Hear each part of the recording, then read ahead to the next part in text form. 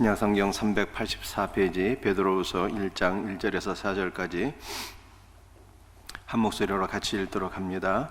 예수 그리스도의 종이며 사도인 시몬 베드로는 우리 하나님과 구주 예수 그리스도의 의를 힘입어 동일하게 보배로운 믿음을 우리와 함께 받은 자들에게 편지하노니 하나님과 우리 주 예수를 알므로 은혜와 평강이 너에게 더욱 많을지어다.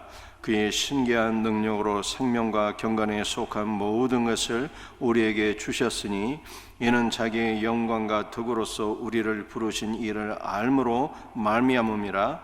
이로써 그 보배롭고 지극히 큰 약속을 우리에게 주사 이 약속으로 말미암아 너희가 정욕 때문에 세상에서 썩어질 것을 피하여 신성한 성품에 참여하는 자가 되게 하려 하셨느니라. 아멘. 할렐루야.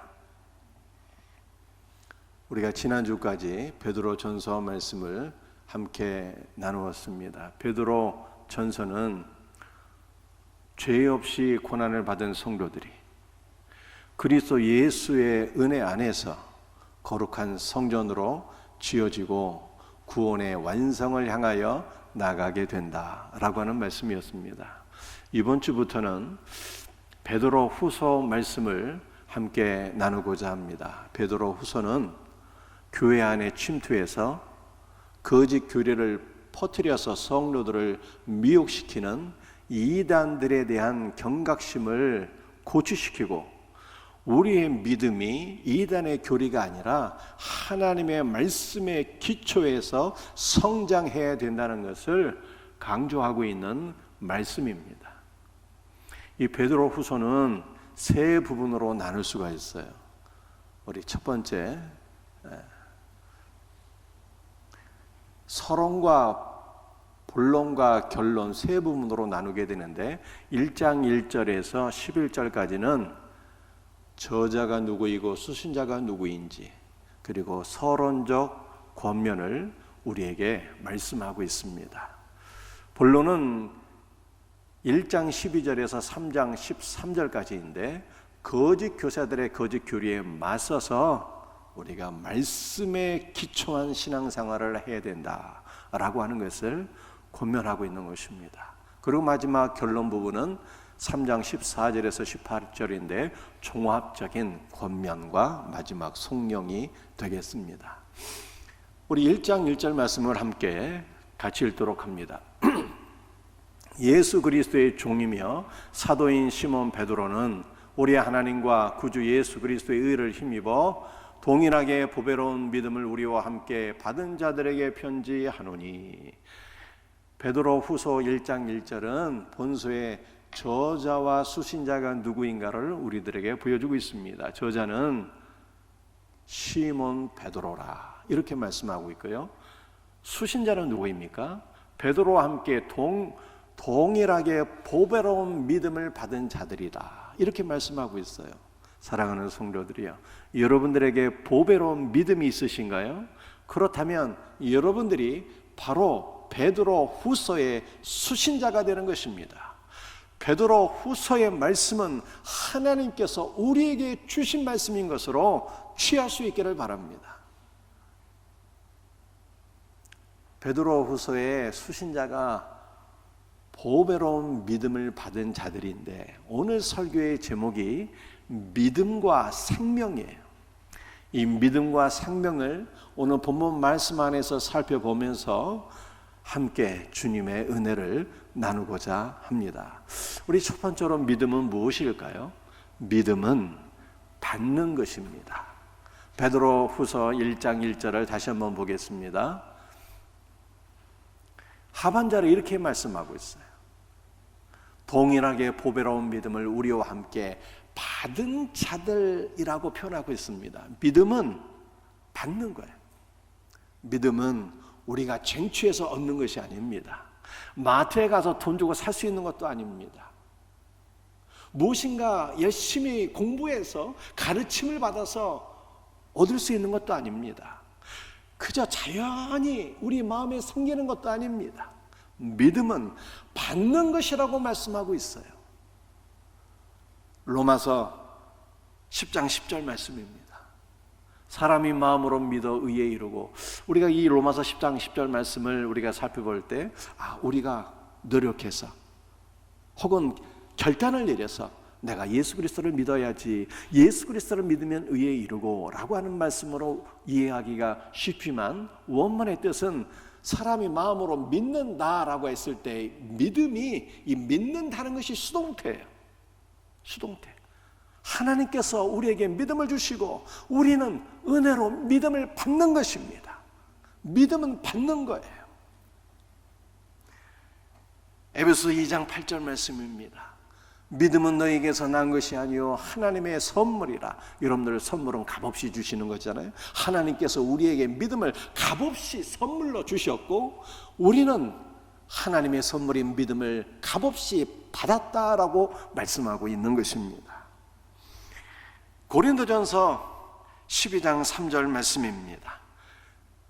같이 읽도록 합니다. 성령으로 아니하고는 누구든지 예수를 주시라 할 수 없느니라. 믿음을 주시는 분이 누구라고요? 성령님이에요. 성령님은 믿음을 주시고 우리는 그 믿음을 받는 것입니다.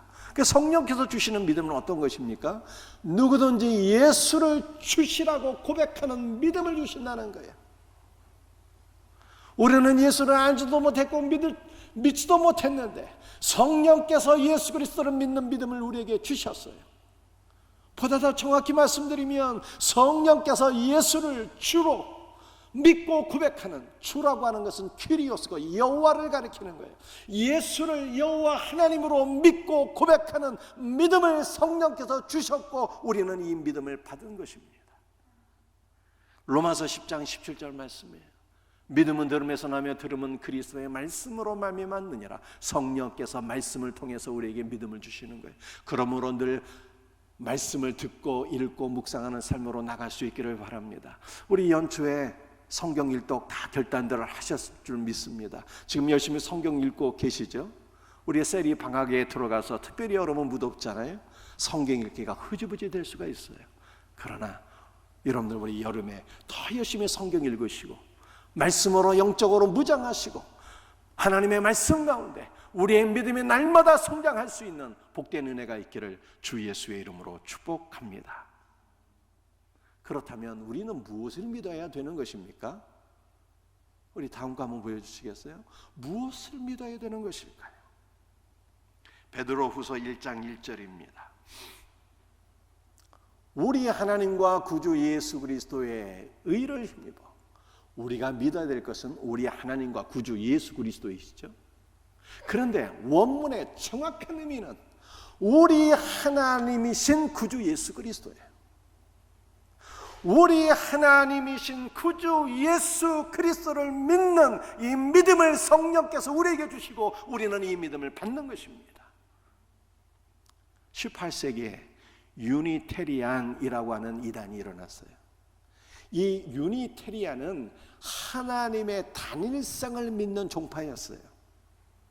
하나님의 단일성을 믿는다는 것은 성부 하나님만 믿고 성자 예수 그리스도와 성령 하나님께서 성부 하나님과 동등하시고 동일하신 분이라고 하는 것을 믿지 않는다는 뜻입니다.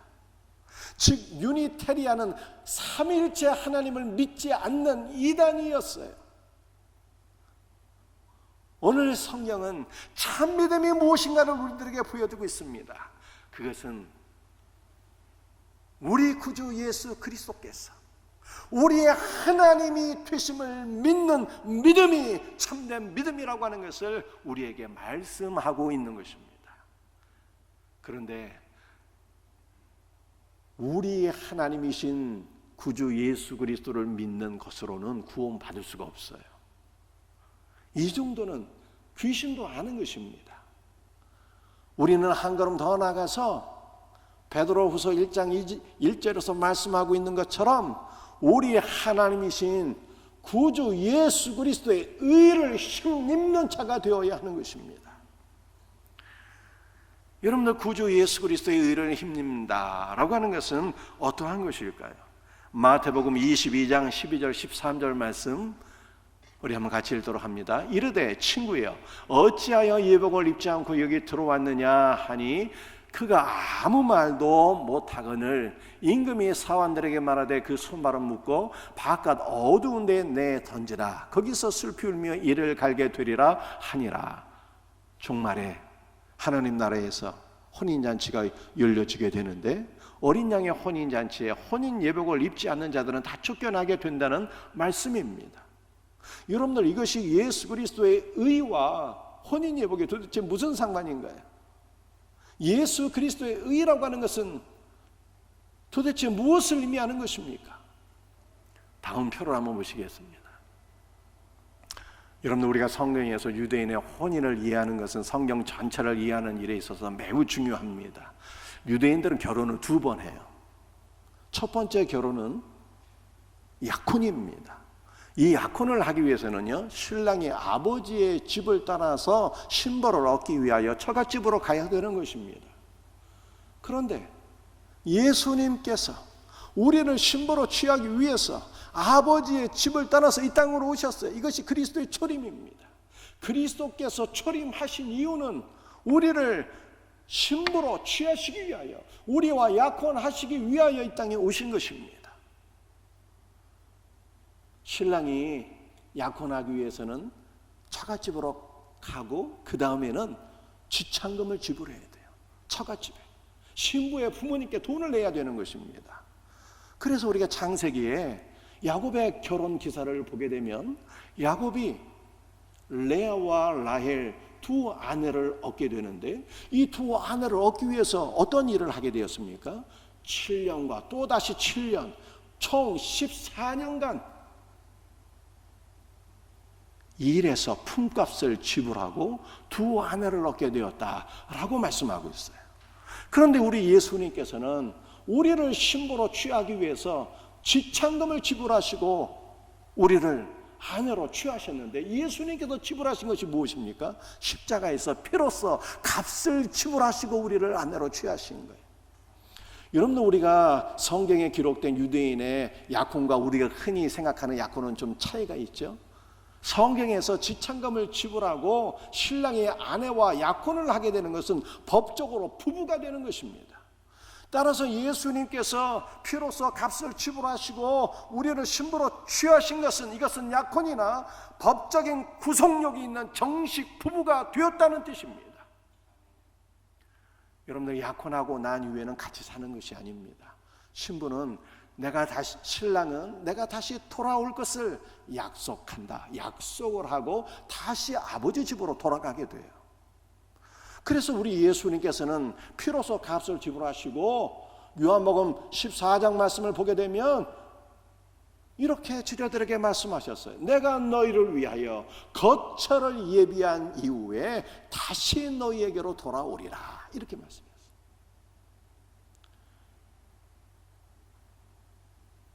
유대인들이 약혼을 하고 신랑이 아버지 집으로 돌아갔다가 다시 오게 되는데, 다시 돌아오기까지는요 한 1년 정도의 시간이 걸리게 되는 거예요. 1년 정도의 시간에서 신부와 함께 살 거처를 예비하고 다시 돌아와서 신부를 데리고 가는 것이죠.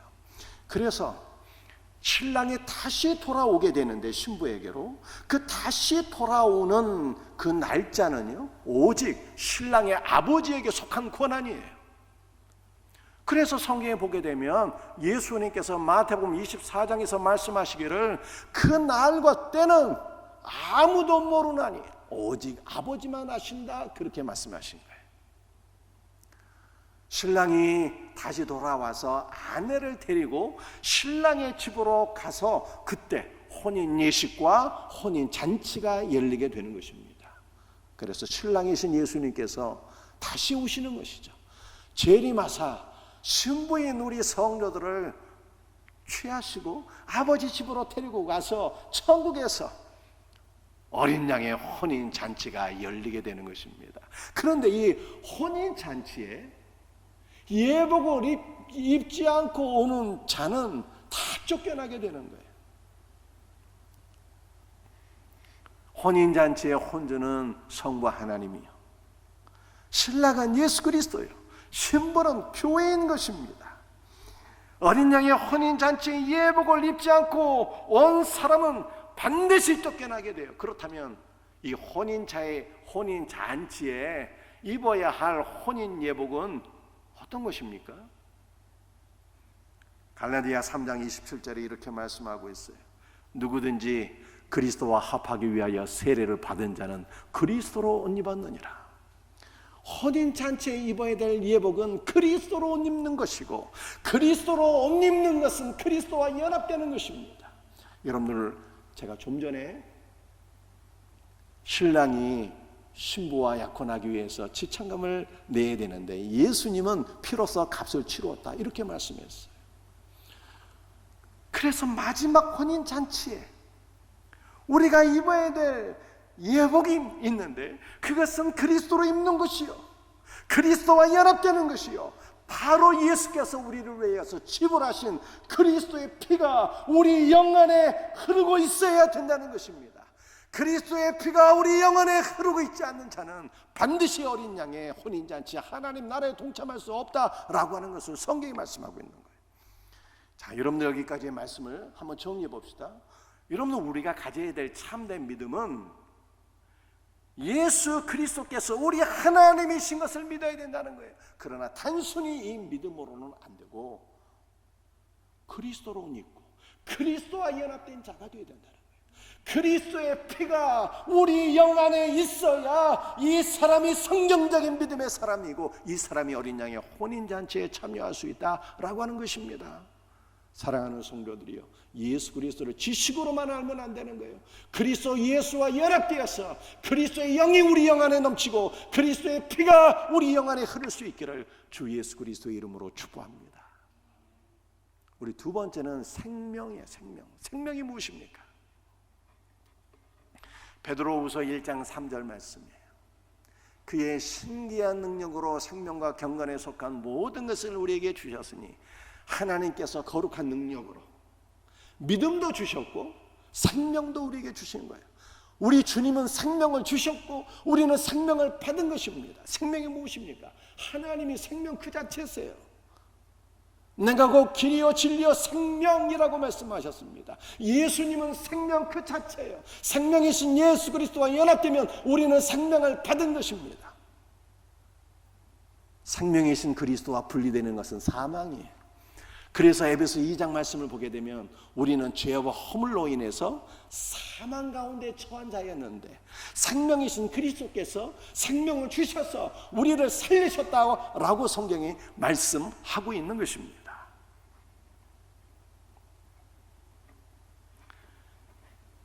짐승의 생명을 받으면 짐승이 태어납니다. 사람의 생명을 받게 되면요, 사람이 태어나요. 생명이신 하나님과 연합되어서 하나님의 생명을 받게 되면 하나님의 자녀가 되는 거예요.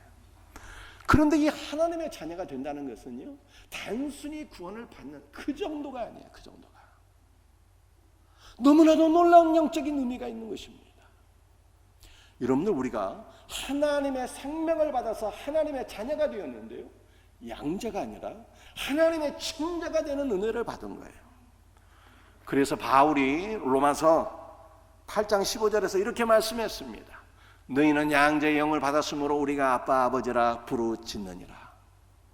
여러분들, 원문의 정확한 의미는 양자의 영이 아니에요.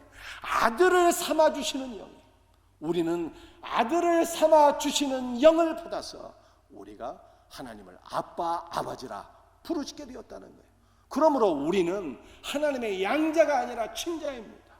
여러분들, 양자는 법적으로 아들이기는 하지만 아버지의 피가 없잖아요. 그러나 우리에게는 예수 그리스도의 피가 우리의 영 안에 흐르고 있기 때문에 우리는 하나님의 양자가 아니라 친자가 된 것을 믿으시길 바랍니다. 이 하나님의 친자가 되었다는 것은요, 놀라운 의미예요. 잘 들어보시길 바랍니다. 소가 새끼를 낳았어요. 그 소의 새끼를 송아지라고 합니다. 그런데 송아지는요, 소예요, 소. 사람이 새끼를 낳았는데 사람의 새끼는 아기라고 하잖아요. 그런데 아기는 부모와 동일한 인격체요. 부모와 동등한 소중한 생명이에요. 아기도 한 사람인 것입니다. 하나님께서 하나님의 생명을 우리에게 주셔서 우리가 하나님의 친자가 되었어요. 하나님의 친자. 우리가 하나님의 친자가 되었다는 것은 무엇을 의미하는 것입니까? 우리가 신적인 존재가 되었다는 것을 말씀하고 있는 것입니다. 생명이신 그리스도와 연합된 자는 그리스도의 생명을 받아서 작은 그리스도가 된 것입니다. 생명을 받아서 우리가 신적인 존재가 되었다는 것을 베드로 후서 1장 4절에서는요 신의 성품을 받았다 이렇게 표현하고 있어요. 베드로 후서 1장 4절 하반절입니다. 신성한 성품에 참여하는 자가 되게 하셨다라고 말씀하고 있어요. 신성한 성품은 하나님의 성품을 받았다는 거예요. 여러분들 이 하나님의 성품은요 두 가지로 말씀하고 있습니다. 다음 표를 한번 보여주세요. 하나님의 성품은 비공유적 속성, 공유적 속성 이 두 가지로 나눌 수가 있어요. 여러분들 하나님의 비공유적 속성이라고 하는 것은 피조물은 가질 수가 없고 하나님만 소유하고 계신 속성이라는 거예요. 공유적 속성은 하나님께서 우리에게 주신 성품이라는 뜻입니다. 하나님의 비공유적 속성은 어떤 것이 있을까요? 여러분 한번 같이 읽어볼까요? 하나님은 스스로 계신다, 자존성. 하나님은 불변하시다, 불변성. 하나님은 완전하시다, 완전성. 하나님은 영원하시다, 영원성. 하나님은 모든 것을 아신다, 전지성. 하나님께는 불가능한 일이 없다, 전능성이 있어요. 공유적 속성도 한번 읽어봅시다. 하나님은 거룩하시다, 하나님은 의로우시다, 하나님은 선하시다, 하나님은 사랑이시다, 하나님은 긍휼하시고 자비로우시다, 하나님은 은혜로우시다. 이러한 하나님의 성품을 우리에게 주신다는 거예요. 여러분들 이 하나님의 속성과 비공유적 속성은 무엇을 우리에게 말씀하고 있는 것입니까? 우리가 신의 성품을 받게 된다 그러잖아요. 그러므로 우리가 생명을 받아서 하나님의 자녀가 된다는 것은 하나님과 동일하진 않지만 하나님을 닮은 존재가 된다는 뜻이에요. 하나님을 닮은 존재. 우리의 삶과 인격은 그리스도를 닮게 된다는 뜻입니다. 여러분들이 공유적 속성을 조금만 살펴보시겠습니다. 하나님 사랑이시라잖아요. 여러분들 성경에서 서로 사랑하라고 그러잖아요. 이 사랑한다는 것은 어떤 의미일까요? 어떤 분들은 타고난 성품이 너무 좋아요. 막 사랑이 넘칩니다. 그런데 그 타고난 성품으로 사랑하라는 것이 아니에요. 성경에서 서로 사랑하라라고 하는 것은 그리스도께서 우리를 사랑하신 그 성품으로, 그리스도의 사랑으로 서로 사랑하라는 뜻이에요. 성경에서 긍휼을 베풀고 구제하라고 하는 것은 타고난 성품이 너무 긍휼이 많아. 가난한 자를 보면 마음이 아프고 긍휼히 여기는 이 성품이 많아서 그렇게 긍휼히 여기며 구제하라는 뜻이 아니에요. 성경에서 긍휼히 여기라고 하는 것은 그리스도의 긍휼로 긍휼을 베풀라고 하는 뜻입니다. 왜 우리는 타고난 성품으로 살면 안 되는 것입니까? 타고난 성품이 너무 좋으신 것도 하나님이 주신 선물이에요. 좋은 것입니다. 그러나 타고난 성품으로 내가 살 때 타고난 성품으로 사랑하고 타고난 성품으로 은혜를 베풀고 타고난 성품으로 긍휼을 베푸는 것은요 나의 공로가 되기가 쉬워요. 나의 자랑거리가 되는 거예요. 나의 의의가 되는 것입니다. 우리는 나의 의로 사는 자가 아니라 그리스도의 사랑을 베푸는 거예요. 그리스도의 긍휼을 베푸는 자가 되시기를, 그리스도의 은혜로 사는 자가 되시기를 주 예수의 이름으로 축복합니다. 여러분들 하나님의 속성도 한번 살펴볼까요? 신학자들이 성경의 기초에서 교리를 만들었지만 이 교리는 학자들이 만든 것이기 때문에 성경 말씀은 아니에요. 교리조차도 성경으로 비판을 받을 수가 있어야 됩니다. 제가 보니까 하나님의 이 비공유적 속성 말이에요.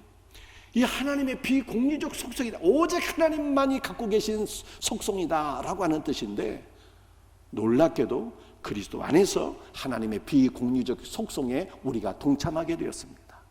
일정 부분 동참하게 되었어요. 한번 말씀을 생각해 보실까요? 하나님의 완전성을 한번 생각해 보십시다. 제가 지난주에 베드로전서 5장 10절 말씀을 말씀드렸는데요, 그리스도께서 우리를 완전하게 하셨다는 말씀이에요. 그리스도께서 우리를 완전하게 하시고 굳건하게 하시고 강하게 하시고 털을 견고하게 하셨다라고 말씀하고 있어요. 완전하게 하셨다는 것을 4번 강조하게 돼요. 완전하게 하시고 굳건하게 하시고 강하게 하시고 털을 견고하게 하셨다. 지금은 우리가 너무나도 연약한 존재들이지만 하나님 나라에서는 우리가 완전하게 될 것을 성경이 말씀하고 있어요. 여러분들 영원성은 한번 생각해 볼까요? 우리는 유한한 존재이죠. 그런데 영원하신 하나님 그리스도께서 우리 가운데로 오셨잖아요. 그래서 영원하신 하나님 구주 예수 그리스도와 연합하여서 우리가 하나님의 영원에 동참하게 되었습니다. 전지성을 한번 생각해 볼까요? 바울이 고린도전서 13장 12절에서 지금은 내가 부분적으로 하나, 그날에는 주께서 나를 온전히 아신 것처럼 내가 온전히 알게 되리라 라고 말씀했어요. 전능성을 한번 생각해 볼까요? 예수님은 요한복음 15장에서 너희가 나를 떠나서는 아무것도 할 수가 없다 이렇게 말씀하셨어요.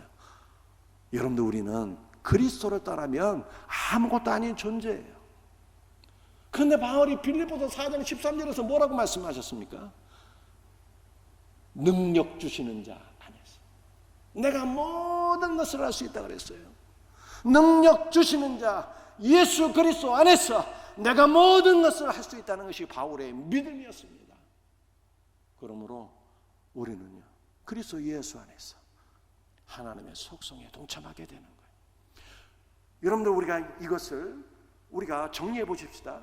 하나님의 생명을 받게 되면 하나님의 자녀가 되는 거예요. 하나님의 자녀가 되는 것을 신의 성품에 동참한다고 말씀하고 있는데, 신의 성품은 비공유적 속성, 공유적 속성이잖아요. 이것은 예수 그리스도 안에 있는 성도는, 참 생명을 받은 성도는요, 온전히 그리스도를 닮게 되고 온전히 변화된 삶으로 나가게 된다는 뜻입니다.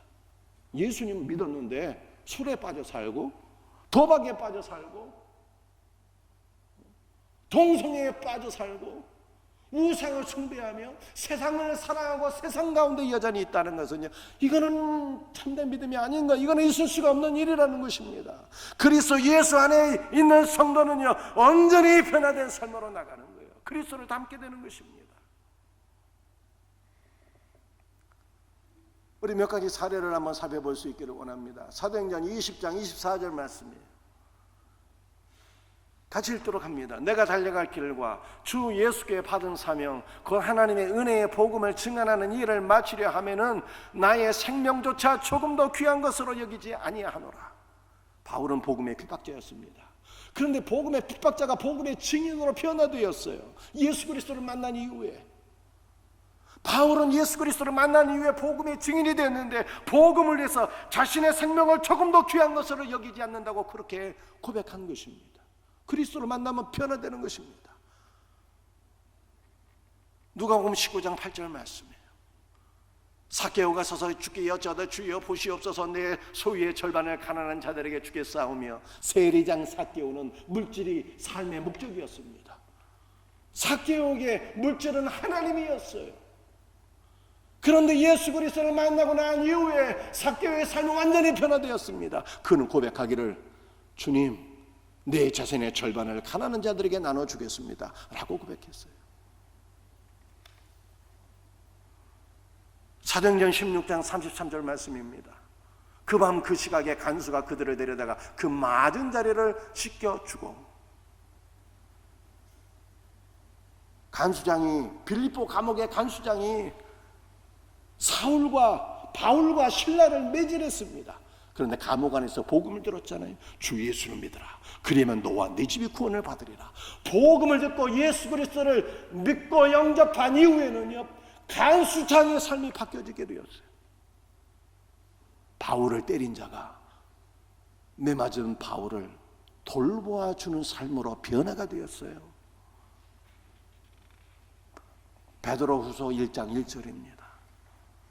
예수 그리스도의 종이며 사도인 시몬 베드로는, 여러분들 베드로의 원래 이름이 시몬이잖아요. 시몬.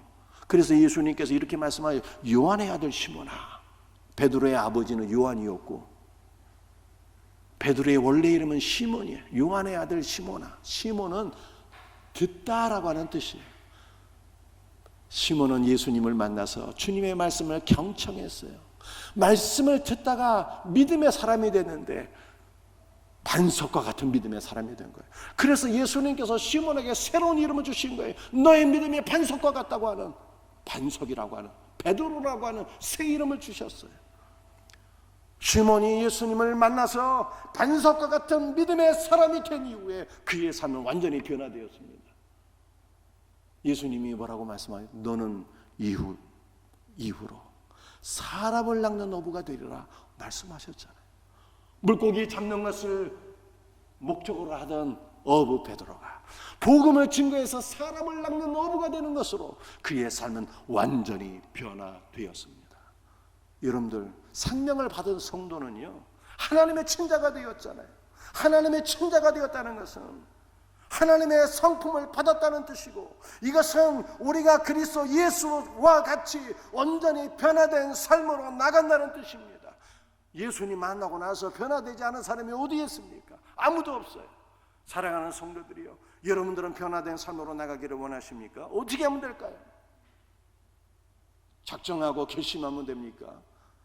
작정하고 결심하는 것도 필요하겠지만 작심 3일인데 3일도 못 가서 다 무너지는데 우리 인간의 작정으로 결심으로 되겠습니까? 노력으로 되겠습니까? 그렇지 않아요. 우리가 변화되는 것은 그리스도의 생명이 우리 안에 넘쳐야 돼요. 그리스도와 더욱더 연합되어야 됩니다. 하나님의 성품을 받아야 되는 거예요. 하나님의 성품이 우리 안에 충만하게 될 때 우리는 의로운 삶으로 나가고, 우리는 거룩한 삶으로 나가고, 우리는 사랑을 베푸는 삶으로 나가고, 우리는 긍휼을 베푸는 삶으로 나가게 되는 것입니다. 그리스도로 충만해지는 것이 변화의 지름길이에요. 그러므로 더욱더 그리스도와 연합되기를 간절히 소원하는 우리 복된 성도들이 되시기를 주님의 이름으로 축복합니다. 말씀을 마치겠어요. 오늘 믿음과 생명이에요. 믿음은 받는 거예요. 우리가 받아야 될 믿음은 예수 그리스도께서 우리의 하나님이라고 하는 믿음이에요. 그런데 이 믿음만으로는 불충분해요. 하나님이신 우리 예수 그리스도의 의를 신는 자가 되어야 돼요. 하나님이신 예수 그리스도의 의가 무엇입니까? 그리스도로 옷 입는 거예요. 그리스도와 연합되는 것입니다. 그 피가 우리 영 안에 흐르고 있어야 된다는 뜻이에요. 이 놀라운 은혜가 있기를 주님의 이름으로 축복합니다. 생명을 받아야 돼. 생명이신 그리스도와 연합되면 하나님의 친자가 되고, 이것은 신의 성품에 동참하게 되는 것이고, 그러므로 우리는 그리스도의 생명으로 충만할 때 다 변화되는 거예요. 인간의 노력으로 변화되지 않았던 것들이 그리스도 예수 안에서는 다 풀리는 거예요. 이 놀라운 은혜가 있기를 주 예수의 이름으로 축복합니다.